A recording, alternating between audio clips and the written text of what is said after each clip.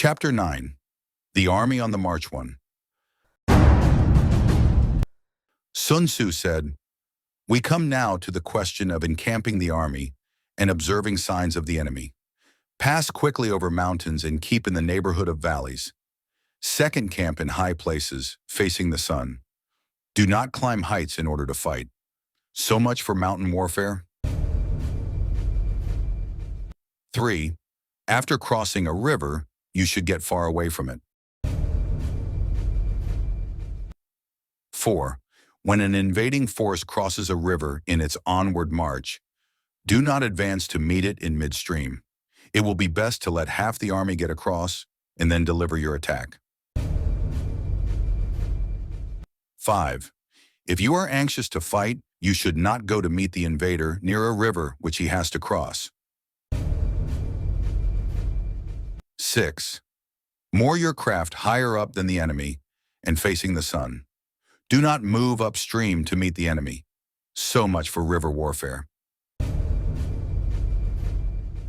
7. In crossing salt marshes, your sole concern should be to get over them quickly without any delay. 8. If forced to fight in a salt marsh, you should have water and grass near you and get your back to a clump of trees. So much for operations in salt marshes. 9. In dry, level country, take up an easily accessible position with rising ground to your right and on your rear, so that the danger may be in front and safety lie behind. So much for campaigning in flat country.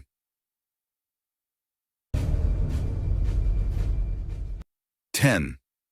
These are the 4 useful branches of military knowledge which enabled the Yellow Emperor to vanquish 4 several sovereigns. 11. All armies prefer high ground to low, and sunny places to dark. 12. If you are careful of your men and camp on hard ground, the army will be free from disease of every kind, and this will spell victory. 13. When you come to a hill or a bank, occupy the sunny side with the slope on your right rear. Thus you will at once act for the benefit of your soldiers and utilize the natural advantages of the ground. 14. When in consequence of heavy rains up country, a river which you wish to ford is swollen and flecked with foam, you must wait until it subsides. 15th country, in which there are precipitous cliffs with torrents running between, deep natural hollows, confined places, tangled thickets, quagmires, and crevasses, should be left with all possible speed and not approached. 16. While we keep away from such places, we should get the enemy to approach them. While we face them, we should let the enemy have them on his rear. 17. If in the neighborhood of your camp there should be any hilly country, ponds surrounded by aquatic grass, hollow basins filled with reeds, or woods with thick undergrowth, they must be carefully rooted out and searched, for these are places where men in ambush or insidious spies are likely to be lurking.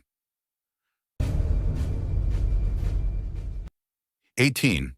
When the enemy is close at hand and remains quiet, he is relying on the natural strength of his position. 19. When he keeps aloof and tries to provoke a battle, he is anxious for the other side to advance. 20. If his place of encampment is easy of access, he is tendering a bait. 21. Movement amongst the trees of a forest shows that the enemy is advancing. The appearance of a number of screens in the midst of thick grass means that the enemy wants to make us suspicious. 22. The rising of birds in their flight is the sign of an ambuscade. Startled beasts indicate that a sudden attack is coming. 23.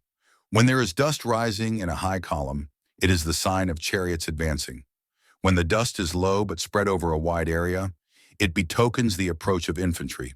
When it branches out in different directions, it shows that parties have been sent to collect firewood. A few clouds of dust moving to and fro signify that the army is encamping. 24. Humble words and increased preparations are signs that the enemy is about to advance. Violent language and driving forward as if to the attack are signs that he will retreat. 25. When the light chariots come out first and take up a position on the wings, it is a sign that the enemy is forming for battle. 26. Peace proposals unaccompanied by a sworn covenant indicate a plot. 27. When there is much running about and the soldiers fall into rank, it means that the critical moment has come. 28. When some are seen advancing and some retreating, it is a lure.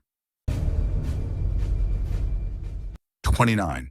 When the soldiers stand leaning on their spears, they are faint from want of food. 30. If those who are sent to draw water begin by drinking themselves, the army is suffering from thirst. 31. If the enemy sees an advantage to be gained and makes no effort to secure it, the soldiers are exhausted.